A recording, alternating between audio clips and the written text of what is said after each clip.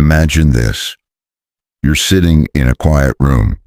No notifications, no sounds, no one calling your name. Just silence. But instead of peace, you feel an itch.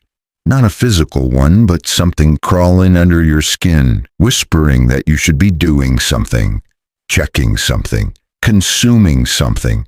So almost instinctively, your hand reaches out, phone, remote, tab switch, anything to sever the unbearable presence of your own mind echoing in silence.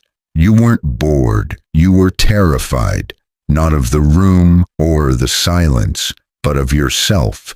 You've been told that distraction is a symptom, an unfortunate side effect of the modern world. That your phone is the villain, that social media hijacked your brain, that dopamine has you by the throat. But what if the truth cuts deeper than that? What if distraction isn't the disease, but the drug? What if it's not hijacking you at all, but protecting you? Protecting you from what? From having to face your own existence.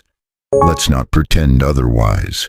You already know the hollow aftermath of compulsive distraction. You've closed the 10th app in a row, barely remembering why you opened the first. You've bounced between tabs, watched hours of meaningless content, and still felt unsatisfied, not relaxed, not entertained, just dulled, like a blade made to cut through the world that has turned inward and started slicing itself instead.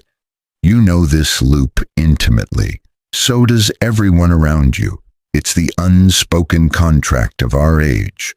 We agree to numb ourselves as long as we don't have to feel too much or think too hard. But why?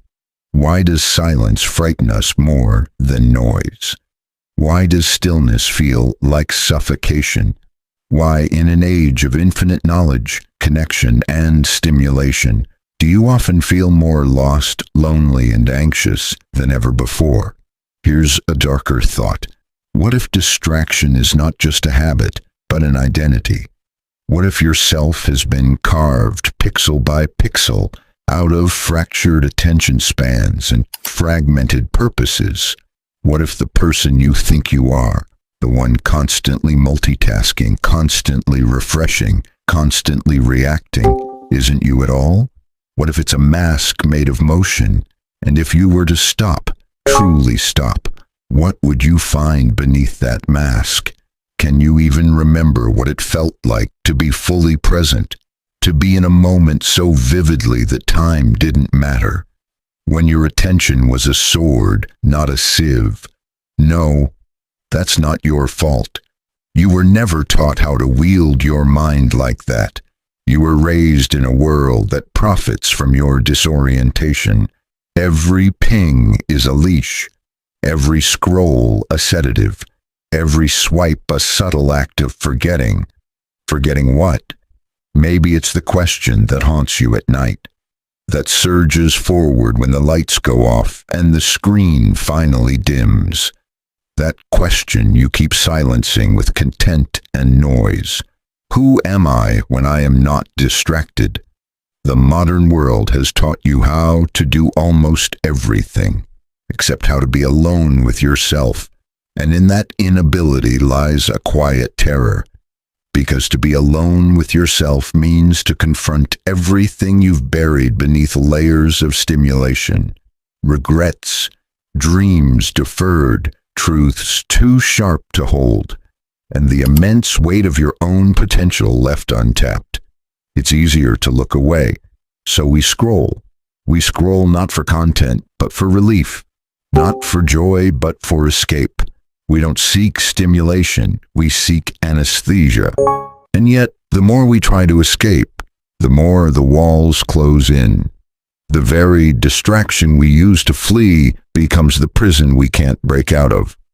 But here's the question you must now face, not passively, but as an act of existential courage. What if distraction isn't stealing your time, but your soul? What if the constant noise isn't just annoying, but eroding the foundation of what it means to be human? What if, in seeking to feel less pain, you've also numbed yourself to beauty, meaning, and depth? What if the world you experience is only as deep as your attention allows it to be? And what if your attention is no longer yours? You might already feel it, that rising urgency, a quiet rebellion stirring in the back of your mind, a sense that something precious has been lost, and it's time to reclaim it. But before we can even dream of freedom, we must first understand what we're truly up against.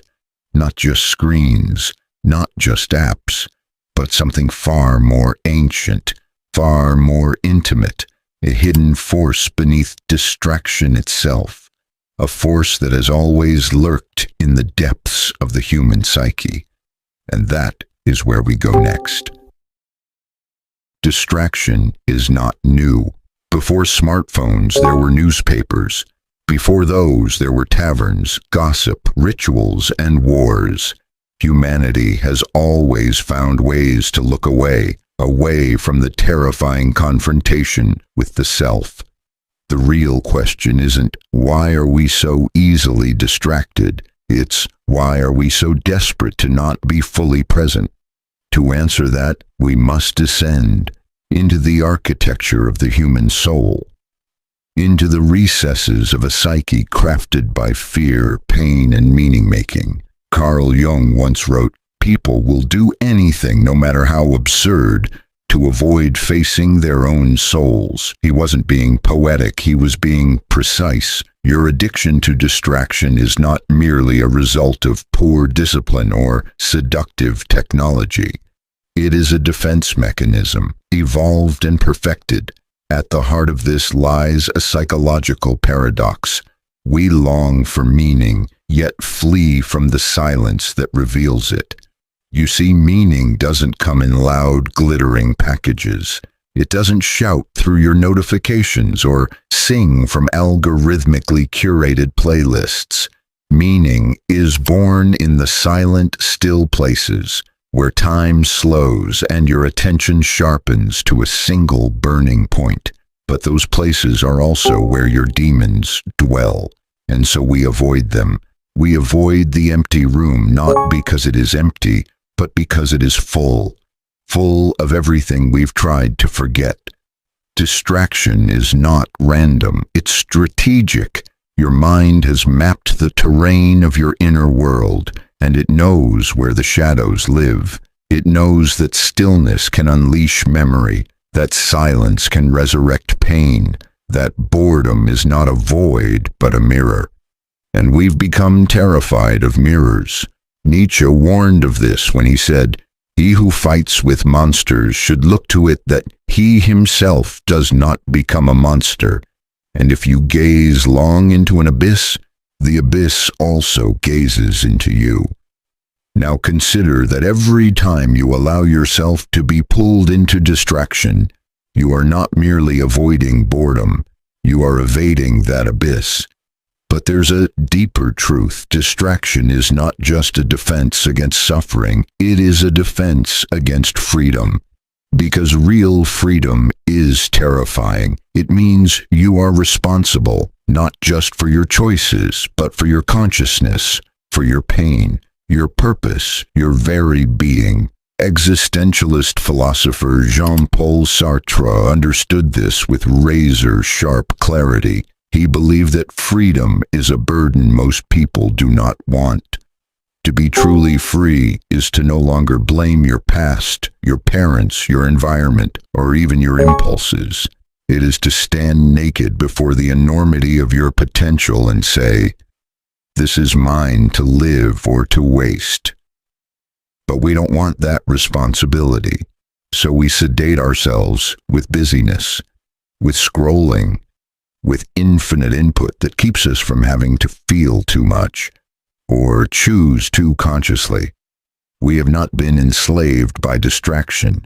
We have summoned it. Aldous Huxley foresaw this future in Brave New World. Unlike Orwell, who feared a society controlled by pain and oppression, Huxley warned of a society controlled by pleasure and apathy. In his world, there was no need for Big Brother, because people had stopped caring. They were pacified by triviality, controlled by their own craving for comfort. Sound familiar? You weren't dragged into this. You wandered in willingly, seduced by the ease of dopamine, the safety of predictability, and the illusion of connection. But here's the twist.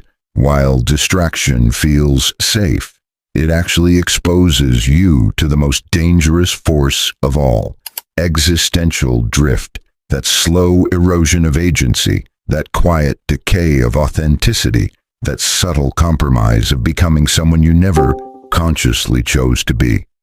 This is where Arthur Schopenhauer's grim insight begins to echo. He believed that most human behavior is driven by a blind, unconscious will, a striving to avoid pain, to seek comfort, to survive. And if we do not rise above this unconscious current, we become slaves to it. Distraction is not just a response to modernity. It is the modern face of this ancient will, to avoid pain, to flee responsibility, to chase temporary highs in place of enduring truths. It's not the tech that's toxic. It's the soul that's starving. Viktor Frankl, who endured the unimaginable horrors of Auschwitz, spoke of a deeper force, the will to meaning.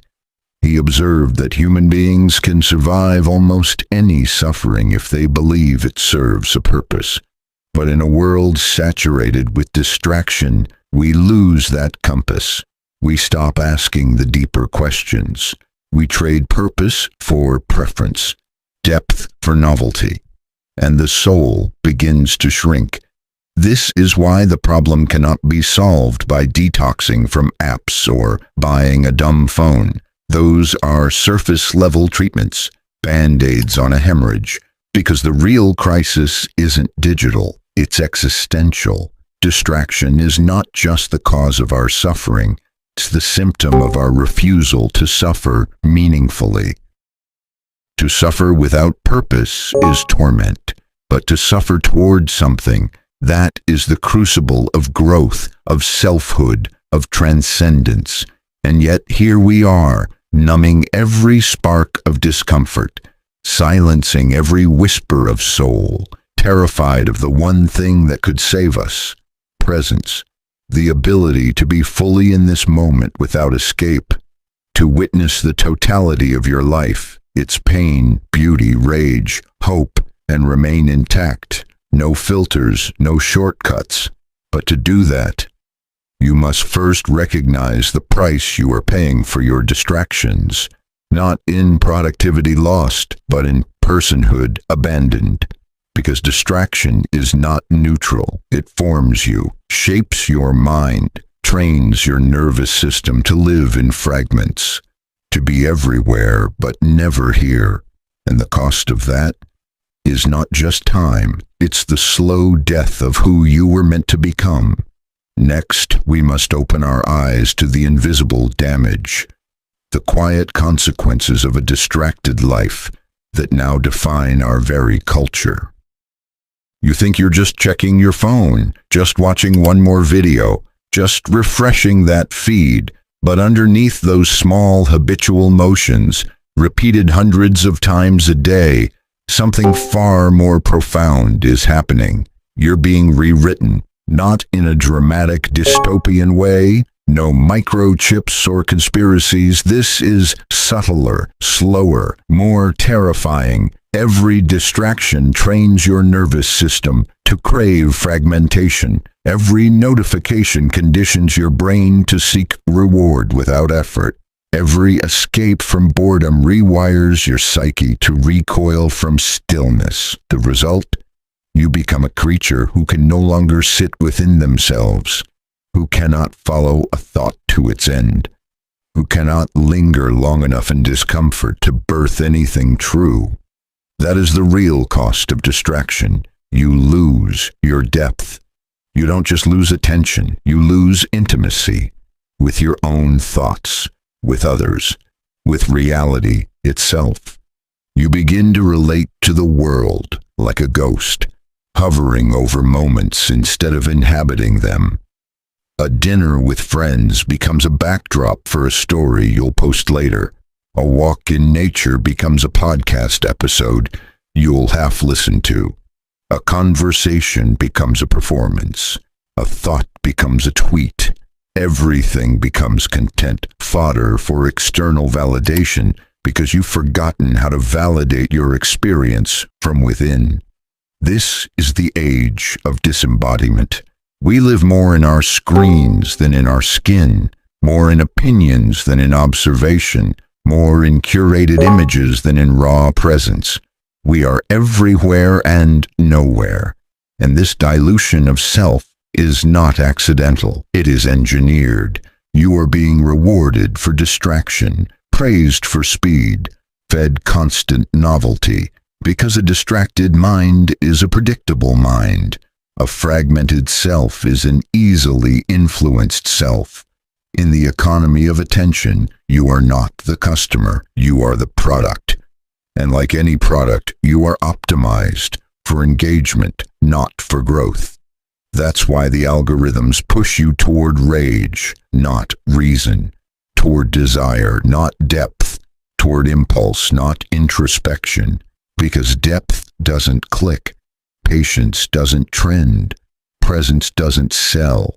But it's not just your behavior that's changing, it's your identity. Neuroscience reveals that attention doesn't just reflect your mind, it creates it. Where your attention goes, your neural pathways follow. Like a trail in the forest, the more you walk it, the clearer it becomes. So every time you choose a quick distraction over meaningful engagement, you reinforce that path.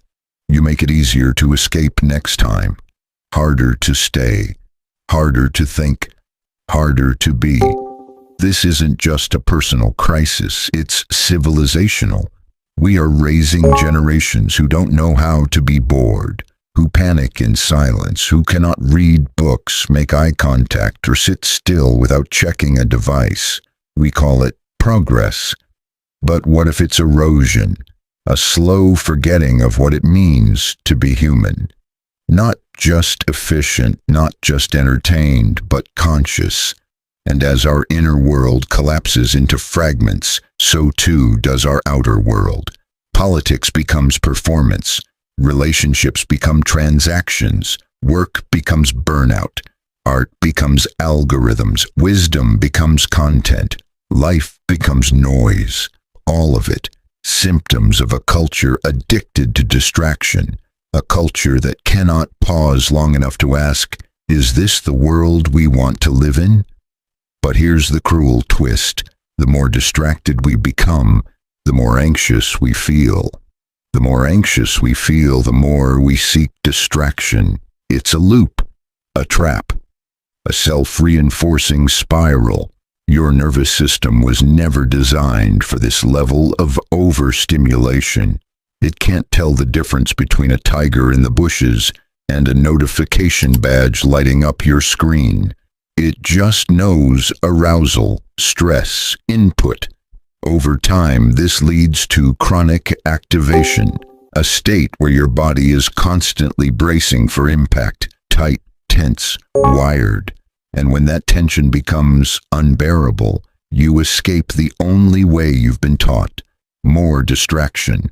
So now you're not just avoiding presence, you're afraid of it. Because stillness feels like withdrawal, like pain, like death. But it's not death you're feeling, it's the ache of re-entry, the shock of landing back into your body, your breath, your actual life. And you've forgotten how to be here. Think about that. You are alive in this moment, in this skin, in this life. And you need a guide to show you how to experience it without panicking. What does that say about where we are? What does it say about what we've become? You were not meant to live like this. Not fragmented, not medicated by noise, not ghosting your own existence. You were meant to move through the world with presence, with coherence, with intensity. But the world taught you to numb that intensity, to trade it for convenience, to abandon your soul for stimulation. And now we see the result. Burnout, numbness, despair disguised as busyness, loneliness inside connection, an entire species, technically advanced, spiritually hollow. This isn't about guilt, it's about recognition, because once you see the cost, you can no longer pretend it's cheap. You are paying for your distractions, with your focus, your creativity, your relationships, your sense of self. And still, a deeper truth waits. Just beneath the wreckage, you can reclaim what's been lost, but it requires war, not against technology, but against unconsciousness, not against distraction, but against the reflex to escape your life. This is where we pivot, because the next section is not about more despair. It's about revolution. The rebellion begins where the noise ends, where presence returns, where power is remembered. Let's go there next. The war is silent. No banners, no swords, no visible enemy. Just a quiet, invisible battle inside your mind. Every hour of every day. A battle between the self that wants to be free and the self that wants to feel safe. Between the part of you that longs for depth and the part of you that craves dopamine. Between the soul and the algorithm. And here is the brutal truth. If you do nothing, the default wins. If you stay passive, the algorithm becomes your personality. But if you choose, even once, to resist the impulse to escape, you start to remember. The rebellion begins in remembering. Remembering that you are not your cravings, not your feed, not your schedule, not your thoughts. You are the one who watches them. You are the silence beneath them. You are the space that chooses. So how do you break free? You start by breaking a rule you didn't know you agreed to. The rule that says you must always be doing something. Try this. Sit in a room. No phone, no book, no music. Just you, alone, still. And watch what happens. Not on the outside, but inside. Watch the itch, the panic, the need to grab something, do something, prove something. That's the withdrawal. That's your nervous system detoxing from 1,000 tiny hits of distraction. It will feel like death, but it's not. It's birth. You are witnessing the return of your presence, and it will not be quiet, because freedom is not peaceful at first. It is violent. The mind thrashes, the ego protests. The entire internal architecture, built on speed, validation, escape, starts to crack, and something ancient starts to wake up. Stillness is not emptiness, it is a furnace, and inside it, all your illusions begin to burn. This is not productivity advice. This is a spiritual revolt. You're not just trying to focus more, you are trying to become more. To reclaim your life from every force that told you who to be, what to want, what to fear. This is not about deleting your apps. This is about deleting your addiction to avoidance. It's about choosing to feel what you've buried, to face what you've ignored, to hear what the noise drowned out. And when you do, you begin to rewire everything. You stop needing stimulation to feel alive. You stop outsourcing meaning to other people's opinions. You stop scrolling to escape and start creating to express. The energy once wasted on distraction becomes fuel for art, for clarity, for connection, for intensity. You begin to live like a fire, focused, fierce, and impossible to manipulate. But it requires more than silence. It requires structure, because your environment shapes your habits, and your habits shape your mind. If your phone is within reach, your mind will reach for it. If your day is unstructured, your mind will fragment. So change the rules. Design your life like a monastery, not to escape the world, but to return to it fully. Create sacred spaces, moments where nothing is allowed but being. A walk with no headphones, a meal with no screens, a morning with no noise. These are not luxuries, they are acts of war. Because in a world that profits from your distraction, presence is rebellion. And there's more. You must shift your metric of success. Not, how much did I get done today? But, how present was I while doing it? Not, did I respond to everything? But, did I respond to anything from a place of depth? And most importantly, not, was I seen? But did I see?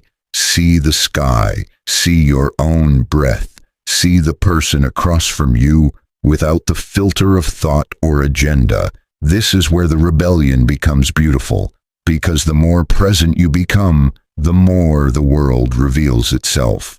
Colors deepen, time slows, conversations bloom, creativity returns, and life stops being a thing you perform. It becomes something you inhabit. You become real again.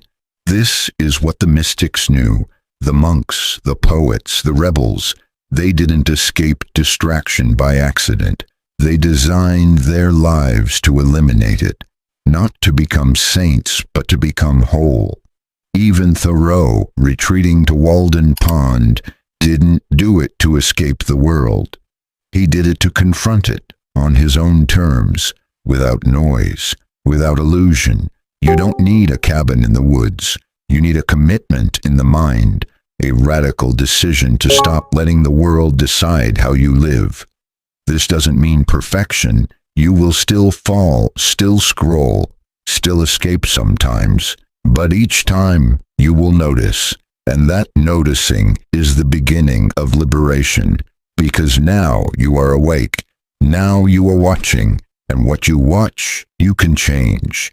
One breath at a time, one decision at a time, one rebellion at a time, and with every small act of presence, you reclaim territory from the algorithm, from the past, from fear. You become the sovereign of your own attention, and that attention, it's the most powerful force you possess. Not just for focus, but for freedom, because what you pay attention to becomes your world. And when you take that back, you don't just get more done, you become more alive. Now, what if you took it all the way? What if you didn't just reclaim your attention, but used it to see something you've missed your entire life? A final, deeper truth, something hidden behind all the distraction, the craving, the rebellion, something ancient, something terrifying, something divine. That is where we go next. There is a moment, rare, disorienting, sacred, when the noise falls away completely. No buzz in your pocket, no flicker of screens, no chatter in the mind, just silence. And in that silence, something strange happens. You begin to hear you, not the conditioned version, not the curated persona, not the clever mind that narrates everything like a social media post, but the raw, untouched self, the one that existed before the world told you who to be. And in that moment, something even stranger occurs. You realize you've been running from this self your entire life. The addiction to distraction was never about boredom. It was about fear. Fear of meeting the one person you cannot escape, yourself. This is the final truth. You are not addicted to distraction. You are afraid of presence, because presence strips away all masks. It dissolves your roles. It exposes your hunger. It confronts you with the unbearable lightness and heaviness of being alive. To be fully present is to stand naked in the storm of existence, without shelter, no ideology to hide behind, no screen to protect you, no narrative to soften the edges, just you. breathing, mortal, aware, and that awareness, it burns. Because in that awareness, you see things you don't want to see. The grief you never processed, the dreams you abandoned, the love you withheld, the beauty you ignored, the finite nature of every single moment. Presence is not soft. It is brutal. It is intimate. It is truth, unfiltered. No wonder we escape it. No wonder we reach for the phone the moment reality starts to press in. Distraction is not the disease. It is the symptom. The disease is disconnection from ourselves, from each other, from the mystery of being. But here's the twist.